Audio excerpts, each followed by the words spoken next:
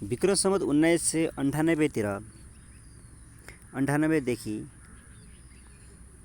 दार्जिलिङका माध्यमिक विद्यालयहरूमा नेपाली विषय पठन पाठन सुरु हुन थाल्यो।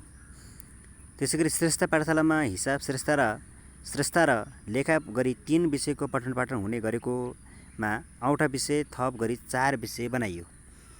विक्रम सम्वत 1969मा 2 पास परीक्षा सुरु भएको।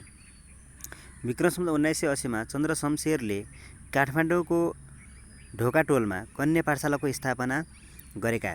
त्रिचन्द्र कलेजको सम्बन्धमा कलकत्ता विश्वविद्यालयबाट पटना विश्वविद्यालयमा लिन सारिएको।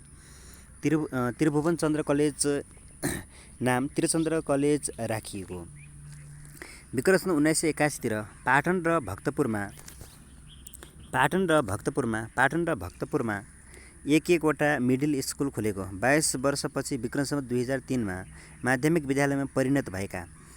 त्यसैगरी विक्रम सम्वत 1982मा दरबार हाई स्कुलमा पहिलो नेपाली प्र सरदार रुद्रराज पाण्डे नियुक्ति। पटना विश्वविद्यालयको केन्द्र नेपाली विद्यार्थीका लागि त्रिचन्द्र कलेजमा सारिएको। चक्रपानी चालिसेले राष्ट्रगान श्रीमान गम्भीर रचना गरेको। चक्रपानी चालिसेले। त्यसैगरी विक्रम सम्वत 1983मा तुलसीमोहर श्रेष्ठद्वारा चरखा प्रचारक महागुटीको स्थापना भएको। विक्रम सम्वत 1984मा बाराको भवानीपुरमा चन्द्र शमशेरद्वारा चन्द्र मिडियल स्कुलको स्थापना। यस स्कुलका लागि 2वटा अस्थायी दरबन्दी समेत प्रदान गरिएको। विक्रम सम्वत 1985 श्रेष्ठ पाठशालामा 4 पासे हिसाब श्रेष्ठ लेखा र औँठा र नेपाली र साहित्य थप गरी 6 पासे बनाएको। राजकीय आयुर्वेदिक पाठशालाको स्थापना, कृषि स्कुलको स्थापना भएको थियो। विक्रम सम्वत 1986 सुरुमा कलकत्ता विश्वविद्यालय मार्फत नेपाली विद्यार्थीको एसएलसी परीक्षा लिइन्थ्यो। काठमाडौँ पटना विश्वविद्यालयले पहिलो पटक एसएलसी परीक्षा केन्द्र राखेको। भारतको टेन्डीमा सो कृष्ण प्रसाद कोइरालाको सक्रियतामा आदर्श स्कुलको स्थापना भएको। त्यसैगरी विक्रम सम्वत 1987तिरको कुरा हो। भीम शमशेरले 3 धारा संस्कृत पाठशालाको पठन पाठन रोकेका थिए।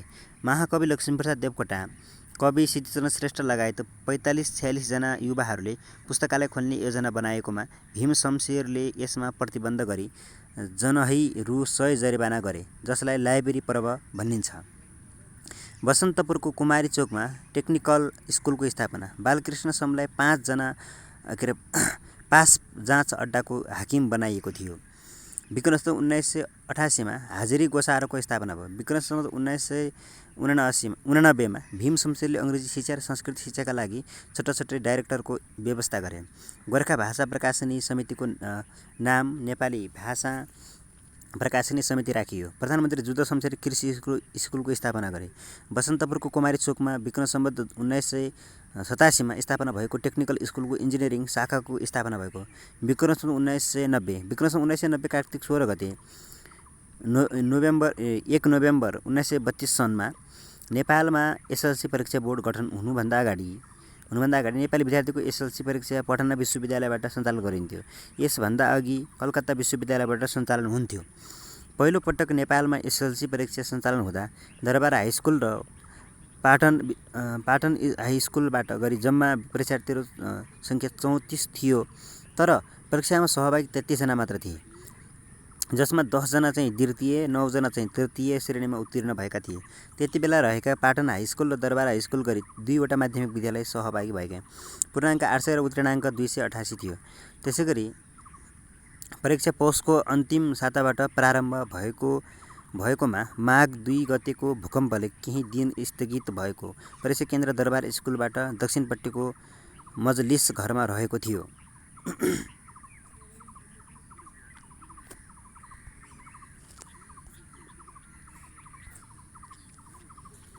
सिभिल मेडिकल स्कुलको स्थापना 1991तिरको कुरा हो।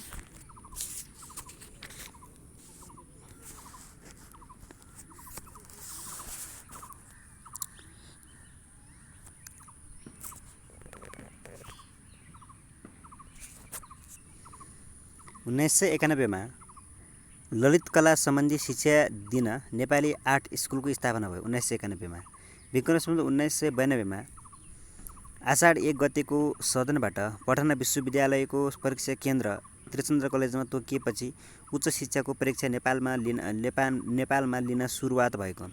शारदा पत्रिकाको प्रकाशन प्रारम्भ। काठमाडौँको बाङ्गेमुडाको किलेहे टोलमा महावीर स्कुलको स्थापना अनुमति बिना। विक्रम 1993 मा गठित 2 सदस्यीय शिक्षा समितिको सुझाव अनुसार सर्वप्रथम प्राथमिक स्कुलको स्थापना विक्रम 1994 मा आयो। त्यसैगरी श्रेष्ठ पाठशालाको नियमावली जारी भएको थियो।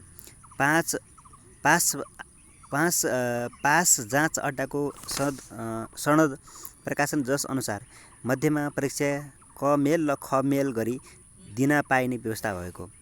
विक्रम 1995 तिर चैत्र 28 गते शिक्षा इस्तिहारको सनद गरी निजी विद्यालय खोल्ने स्वीकृति प्रदान। सत्यवती प्राथमिक पाठशालाको स्वीकृति पाएको। नेपाल आर्ट स्कुल जुद्धकला पाठशालामा परिणत भएको। जुद्धदय पब्लिक हाई स्कुल आदर्श माविले स्वीकृति प्राप्त गरेका।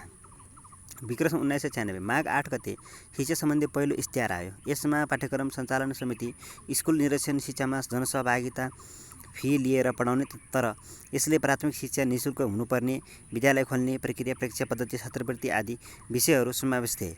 यसमा जम्मा 42 दफा थिए। शिक्षाको संरचना 3+4+3 कायम गरिएको थियो। धरानमा शारदा मिडियल स्कुलको स्थापना।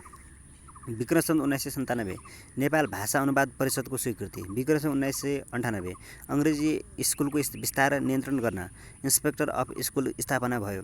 त्यस स्कुललाई चिफ इन्सपेक्टर अफ स्कुल भनियो। यसको प्रमुखमा सूर्यप्रसाद उपाध्यायलाई नियुक्ति गरियो। बसन्तपुरमा टेक्निकल स्कुल ओभरसियरको पठन पाठन सुरु भयो। शिक्षा विभागको डाइरेक्टरमा शारदा शमशेर नियुक्त भए।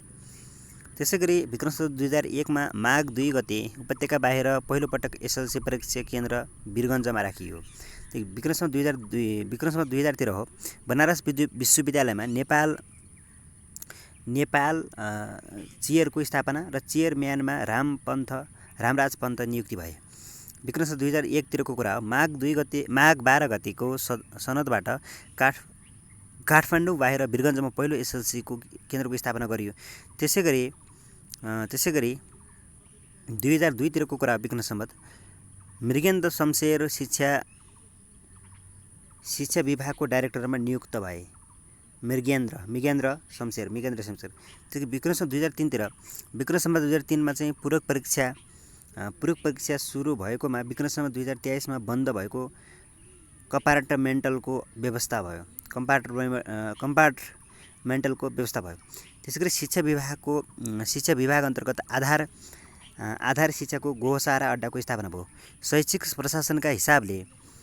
प्रशासनका हिसाबले पूर्वमा धनकोटा, मध्य क्षेत्रमा काठमाडौँ, पश्चिमाञ्चलमा पाल्पा गरी चिफ स्कुल अफ इन्सपेक्टरको व्यवस्था। यसै समयदेखि शिक्षामा क्षेत्रीय प्रशासनको अवधारणा लागू भएको। पद्म शमशेरले गान्धीवादी शिक्षालाई गान्धीवादी शिक्षाबाट प्रभावित भएर आधार शिक्षाको पाठ्यक्रम योजना तयार गरेका थिए। त्यसैगरी पद्म शमशेरले गान्धीवादी शिक्षाबाट प्रभावित भएर आधार शिक्षाको पाठ्यक्रम योजना तयार गरेका। पद्मोदय माविको स्थापना। त्यसै पाल्पा मिडियल स्कुलको स्थापना, चिफ इन्सपेक्टर अफ स्कुलको स्थापना, आधार गोसाराको स्थापना। विक्रम सम्बत 2004 तर्फको कुरा हो। विक्रम सम्बत 2004 मा चाहिँ नेपाल सरकार वैधानिक कानुन घोषणा भयो।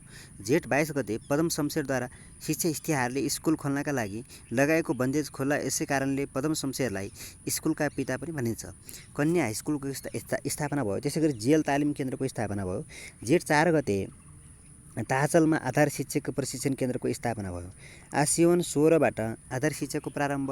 14 वटा अञ्चलमा 14 वटा आधार पाठशालाको स्थापना भयो। त्यसैगरी त्रिचन्द्र कलेजमा बीएससीको पढाइ सुरु। पद्म शमशेरले संस्कृत मातृभाषा भएको घोषणा गरेका। जयन्तु संस्कृत आन्दोलन सुरु। कृषि अड्डा अन्तर्गत पशु चिकित्सालयको स्थापना। वन विभाग अन्तर्गत रेन्जर तथा फरेस्टरको 2 वर्षीय तालिम सुरु। विक्रम सम्बत 2005 मा प्रौढ साक्षरता केन्द्रको स्थापना भएको थियो। भाद्र 12 गते डाइरेक्टर मृगेन्द्र शमशेरको अध्यक्षतामा 25 सदस्यीय प्रथम विश्वविद्यालयमा कमिसनको गठन। पुरातत्व विभागको स्थापना। मुलुकी किताबखानाको स्थापना। आधारभूत शिक्षक तालिम केन्द्रको स्थापना। भाद्र 9 गते काठमाडौँमा पहिलो पूर्व प्राथमिक मन्टेश्वरी स्कुलको स्थापना भयो र भारतबाट आएका केयौँ ब्राह्मण र मोहनी देवी ब्राह्मा शिक्षक भएको। आसियोन 12 गते शिक्षा विभागको मासिक पत्रिका नेपाल शिक्षा आधार शिक्षाको पहिलो प्रकाशन भएको हो। त्यसकै विक्रमसम्म 2006तिरको कुरा हो। शिक्षा विभागमा स्वास्थ्य फाँटको स्थापना गरिएको थियो। अनि त्यसगरी मनोहराग्राम सेविका विद्यालयको स्थापना। वैशाखदेखि आधार शिक्षक शिक्षण केन्द्रमा तालिम सुरु। विक्रमसम्म 2007मा 104 वर्षीय राणा शासनको अन्त्य। प्रजातन्त्रको स्थापना। नेपालको अन्तरिम शासन विधान जारी। फागुन 7मा शिक्षा विभाग शिक्षा मन्त्रालयमा परिणत। शिक्षा मन्त्रालयको स्थापना। निर्वजङ राणा नेपालको पहिलो शिक्षा मन्त्री नियुक्त। प्राथमिक स्कुल पाठशाला 321, माध्यमिक स्कुल 11 र कलेज 1 साक्षरता र 2% र महिला साक्षरता 0.7% थियो। 2 पटक एसएलसी सञ्चालन। फागुन 8बाट सिद्धिचरण श्रेष्ठको सम्पादनमा नेपाली दैनिक पत्रिका आवाजको प्रकाशन सुरु। विक्रमसम्म 2008मा राजा त्रिभुवनबाट पिण्डेश्वरी महाविद्यालयको स्थापना। श्रावण 22बाट नेपाल राजपत्रको प्रकाशन सुरु। विक्रमसम्म 2009तिरको कुरा हो। विक्रमसम्म 2009मा असार 5 गते नेपालमा स्काउटको स्थापना भयो।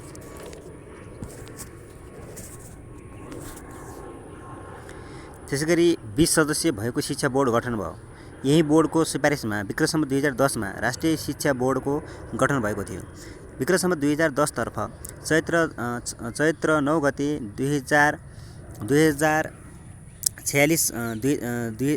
46 सदस्यीय राष्ट्रिय शिक्षा बोर्डको गठन भएको थियो भने माघ 16 गते शैक्षिक प्रशासकलाई विकेन्द्रित गरी मुलुकको भूभागलाई 7 भाग धनकोटा, जनकपुर, काठमाडौँ, पोखरा, तौलिह, त्यसको नेपालगञ्ज र सिलगढीमा बाँडी डिभिजनल इन्सपेक्टरको व्यवस्था गरिएको थियो। नेपालले युनेस्को सदस्यता लिएको थियो। प्राथमिक शिक्षकलाई तालिम दिने उद्देश्य राखी राष्ट्रिय शिक्षा प्रशिक्षण केन्द्रको स्थापना। तालिम भने विक्रमसम्म 2011बाट सुरु भएको हो। शिक्षा विधान 2010 जारी भएको। प्राथमिक तथा मिडियल स्कुलका लागि पाठ्यक्रम प्रकाशित गरिएको थियो। विक्रमसम्म 2011 सालको कुरा हो यो। विक्रमसम्म 2011 सालमा दाङमा संस्कृति महाविद्यालयको स्थापना भयो। भाद्रमा नेपालमा सर्वप्रथम शिक्षक तालिमको सुरुवात भएको। फाल्गुन 18 गते राष्ट्रिय शिक्षा योजना आयोगले नेपालमा शिक्षा नामको प्रतिवेदन पेश गरेको। शिक्षित व्यक्ति 4.4% रहेको। विक्रमसम्म 2012मा नेपालमा प्रौढ शिक्षाको सुरुवात। आधार स्कुललाई अङ्ग्रेजी स्कुलमा परिणत। चैत्र 18 गते त्रिभुवन विश्वविद्यालय कमिसन गठन। शिक्षक प्रशिक्षण तालिम सामग्री उत्पादन गर्ने अभिप्रायले लाजिमबाटमा मुद्रणालय स्थापना भएको। विक्रमसम्म 2013मा प्रथम पञ्चवर्षीय 2013देखि 2018मा योजनाको सुरुवात। भाद्र 24 गते कलेज अफ एजुकेसनको स्थापना भएको। विक्रमसम्म 2004 सालमा स्थापना भएका आधार शिक्षा शिक्षण केन्द्रको नेपाल शिक्षक शिक्षण केन्द्रमा परिणत गरी नर्मल स्कुलका रूपमा नामकरण गरिएको। भारतीय भवन पुस्तकालयलाई सरकारले किनेर नेपाल राष्ट्रिय पुस्तकालयमा परिणत गरेको। योजनाबद्ध रूपमा प्रौढ शिक्षाको सुरुवात। घुम्ती शिक्षक तालिमको प्रथम पटक सुरुवात। आधार शिक्षा केन्द्रबाट उपत्यका बाहिर समेत तालिम सुरु। प्राइमरी स्कुल डिभिजनको स्थापना। विक्रमसम्म 2014 सालमा विद्यालयहरूमा नेपाली भाषा पढाउनु पर्ने व्यवस्था गरिएको। नेपाल राजकीय प्रज्ञा प्रतिष्ठानको गठन भएको।